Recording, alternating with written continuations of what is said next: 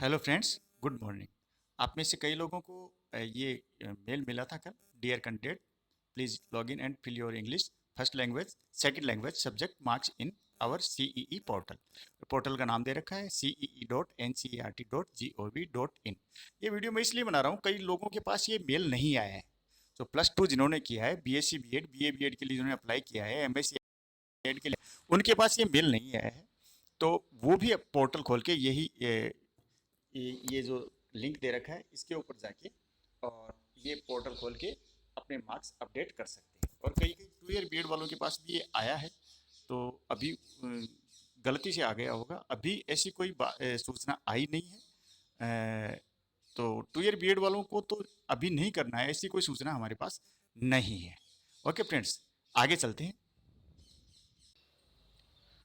Friends, आप portal पे जाएंगे तो आपको कुछ ऐसा नज़र आएगा।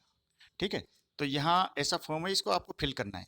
तो यहाँ देखेंगे आप कि ऊपर ऊपर लिखा है, if you don't have first language and second language in your 12th grade you can fill 0 in it and submit your marks.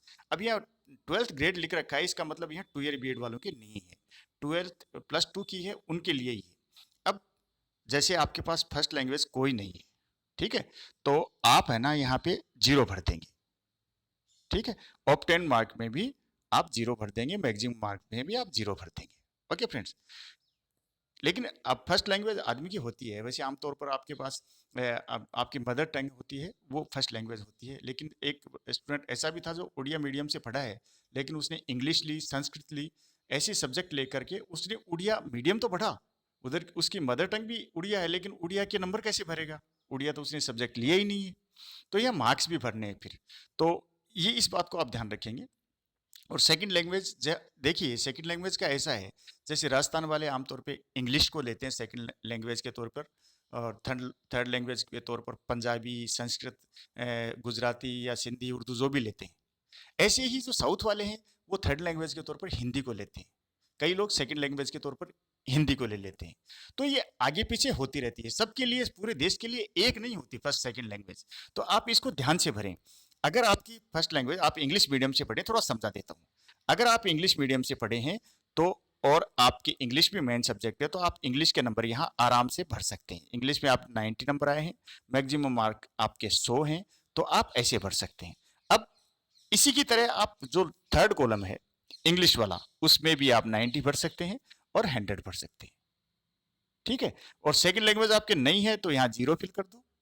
है, मान लो हिंदी है, तो आप यहाँ भर सकते हैं। लेकिन ये आप कह रहे हैं ये फिजिकल एजुकेशन के भर दें क्या, कंप्यूटर के भर दें क्या, ये डांस के भर दें क्या, म्यूजिक के भर दें क्या? देखो, ये लैंग्वेज नहीं है, तो आपको यहाँ कोई मार्क्स नहीं भरने। तो फर्स्ट भर दिया, वो थर्ड में भी भर सकते हो। तो इनमें इंपॉर्टेंट क्या है ये बता देता हूँ आपको। इंपॉर्टेंट है थर्ड, ये वाला कॉलम इंपॉर्टेंट है, इंग्लिश वाला। इंग्लिश आपके सबके होगी, तो ये मार्क्स आपको भरने हैं। ये किस लिए काम आएंगे आपके? अगर आपने यहाँ 0 0 भी भर दिया, कोई प्रॉब्लम नहीं। ठीक है, फर्स्ट लैंग्वेज सेकंड लैंग्वेज में आपने 0 0 भी भर दिया। जैसी मेरी बात हुई है उनसे, RI भोपाल में बात हुई थी, तो उन्होंने कहा था कि टाई होने की कंडीशन में ये इंग्लिश वाले मार्क्स ये काम में आएंगे। जैसे ये 90 मार्क्स हैं, ये 100 में से 90 हैं, और टाई हो गया तो फिर ये 90 मार्क्स जोड़े जाएंगे, जिसके ज्यादा होंगे उसका सिलेक्शन हो जाएगा। इसलिए ऐसा किया गया है। ये मार्क्स इसलिए भराए, यहाँ भी टाई हो गया तो ये फर्स्ट लैंग्वेज वाले काम में आ जाएंगे, यहाँ भी टाई हो गया तो ये वाले काम में आ जाएंगे। लेकिन इतना कुछ होता नहीं। तो अगर आपके ऊंचे नीचे फर्स्ट लैंग्वेज और सेकंड लैंग्वेज में कोई इधर उधर भरने में भी आ गया तो आपको कोई प्रॉब्लम नहीं होने वाली, आप परेशान नहीं हो। लेकिन थर्ड लैंग्वेज जो ये तीसरा ये इंग्लिश में भरवाया है, ये आपको सही सही भरना है। इंग्लिश वाले मार्क्स आपको जरूर जरूर जरूर जरूर भरने हैं आपको। ठीक है फ्रेंड्स, पिछली वीडियो में बता चुका हूँ आपको किस तरीके से भरना है, तो आप भर दीजिए। इन मार्क्स को भरने के बाद, कई लोगों के लिए हिंदी और इंग्लिश दोनों है, लेकिन इंग्लिश मीडियम में पढ़े हैं तो इंग्लिश का पहले भरें। फर्स्ट में इंग्लिश पढ़ते हैं, थर्ड में इंग्लिश पढ़ते हैं, और सेकंड कॉलम में हिंदी भरते हैं।